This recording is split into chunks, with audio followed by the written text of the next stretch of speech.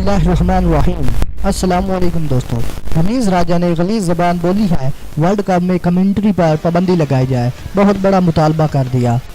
कौमी cricket team के साबिक कप्तान और आईसीसी कमेंटेटर रमीज़ राजा की जानिब से इमरान खान के नाकदीन पर तनकीद के बाद उन पर वर्ल्ड कप के मैचेस में पाबंदी का मुतालबा किया गया है। इस वीडियो को देखने से पहले प्लीज़ हमारे यूट्यूब चैनल अनमोल मोती को सब्सक्राइब ज़रूर करें।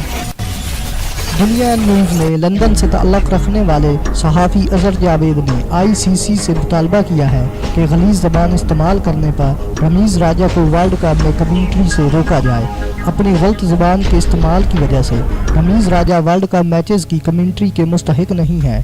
ख्याल रहे कि ट्विटर पर अपने एक पैगाम में रमीज़ राजा ने अपोजिशन, मीडिया और आवाम को इमरान खान पर तनकीद करने पर आड़े हाथों लिया था।